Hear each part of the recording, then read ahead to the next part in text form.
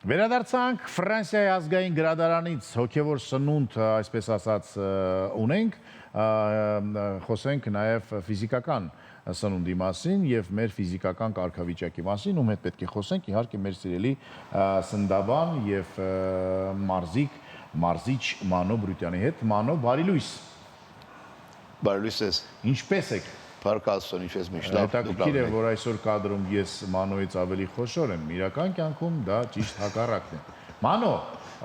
պարզ է, որ այսօր նախ պլանավորել ենք խոսել այն սննդի մասին, որի վրա օրինակ գրված է դիետի կամ առողջարար, արդյոք այդպես է դա թե ոչ, բայց առաջին հարցս ուզում եմ տալ մի քիչ այլ բանից, բայց շատ կարևոր, որտեղ դա ձեզել է, այսպես ասած, կպնում։ Օրենք են ընդունվել, որ բոլոր ֆիթնես մարզիչները պետք է անցնեն լիցենզավորում։ Նախ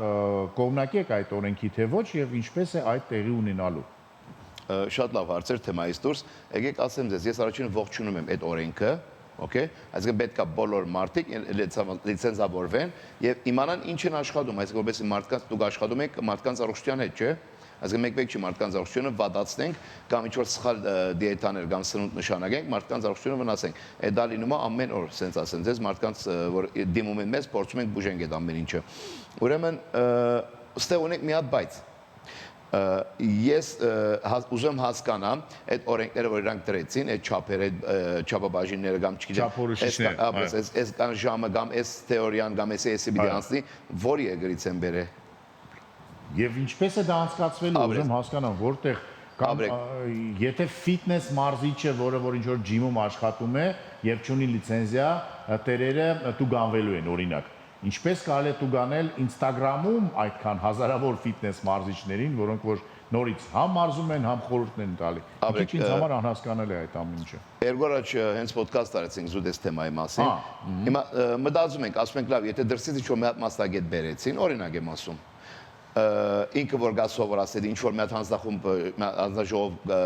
գազմեն կամ չգոր դասախոսներ բերեն, սովորացնեն, մի քիչ խելքի մոդիկ չի, չէ՞, որտեղ մենք, ասենք, սպորտ նախարարությունում մենք չունենք ինչ-որ մեկը ֆիթնեսը գծով, այսինքն դեղեցված լինի կամ ինֆորմացված լինի կամ ինչ-որ գիտելիք ունենա ֆիթնեսի հետ, այսինքն պիտի դրսից բերի։ Կամ ունենք երկրորդ տարբերակ,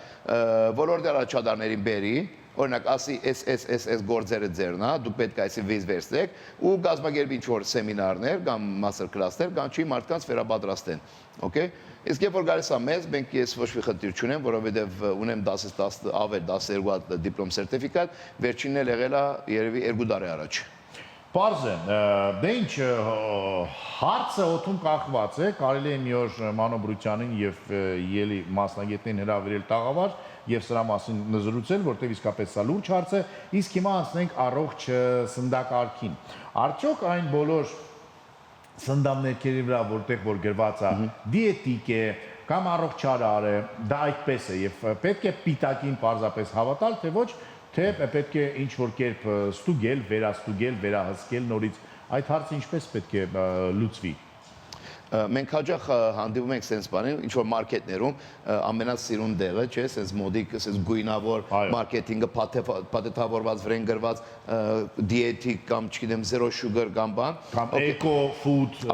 էկո, ապրեք, այդ բարերը մարդու աչքնա, չէ, գրավում առաջի երդին։ Ես կասեմ, այդ ինչ-որ տեսակ, մի խապնվեք, մի հատ վերցրեք, բդդեք հագարակ ու գարտացեք բաղատրությունը, որտեղ բաղատրություն չի կարա խապի։ Այսինքն լիցենզիա չի դա իրան այդ սնունդը որ դուրս գա։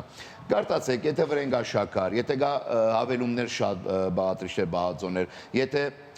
օրինակ պալմոյլը բանը, արմավենու յուղը շատ է մեջը, այդպես բաներ կան։ Մեկ էլ վերջում կալորիաները նայեք, այսինքն ինքը կարող լինի ընդամենը 40 գրամ, բայց մեկ էլ նայեք խոսքի լինի 3-400 կալորիա, որը հավասարաչափ կարակ մի հատ այցես ամբողջական մի հատ հաց ուտեք դրա փոխարեն։ Այդ դրան պետք է ուշադրություն դարձնեք, էլի։ Մանո, իսկ այդ որ դուք ասում եք հակառակ շրջեք եւ կարդացեք, այդ մնացած գրառումները, որոնք որ սովորաբար մանր են շատ գրված, ճշմարիտ գրառումներ են, դրանց կարելի է հավատալ, թե այդտեղ էլ կարող են մեզ խաբել։ Չէ, չեմ կարծում այնտեղ գարան խապեն, մեզ գարան խապեն մերակ ինչպես որ ասեցիք, սես բանը գրված լինի էկո ֆուդ, բայց յետևում տենեք որ արմավենու յուղ հերատիտակ բերեմ բան բերեմ, որ կարողանամ գարտամ կամ խոշորայցուց բերեմ, էդի ճիշտ եք, որտեղ նայեք ինքը ինչպես որ դուրս է, այսինքն իր երկրում որտեղ որ արդատրված ընդ էքսպերտիզան անցնում է, նաև երբ որ մտնում է Հայաստան, ասենք ինքը էլի հետազոտվում է, որ դեսեն վրի գրվածքը համապատասխանում է բաղադրությանը, թե ոչ։ Բայց այո, ճիշտ ասեցիք, երկրորդ հետո որ ինքը շատ մանրագրազում օրինակ ես չեմ տեսնում։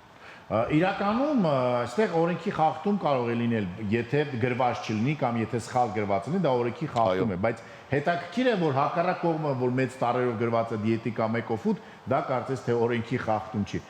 Խորհուրդը Մանոյի հետևյալն է, որ պետք է շրջել եւ անպայման բաղադրությունը կարդալ եւ այնտեղ ամեն ինչ գրված է, ուշադրություն ենք դարձնում շաքար բառի վրա եւ կալորիաների քանակության վրա։ Բաղադրությունները իհարկե։ Եվ բաղադրությունները։ Դե ինչ շատ շնորհակալություն Մանո, շատ հակիրճ էր, բայց շատ կարևոր, այսինքն սովորաբար մեր աչքերին հավատալ պետք է իհարկե, բայց այն ինչ որ մեծ տարերով գրված է, դա միշտ ճշմարտություն չէ։ Պատտեք եւ լուսնի հակառակողմը մանր տարերով բաներ կան գրված, եթե չեք տեսնում լայֆհակ Եգոր Գլումովից կարող եք նկարել, մեծացնել նկարը եւ ամեն ինչ էլ ավելի լավ է երևալու։ Եղեք առողջ, ապրեք առողջ եւ խաղացեք այս խաղը կանոններով։ Գովաս Շանթի եթերում առողջարար եւ կանոններին համապատասխան։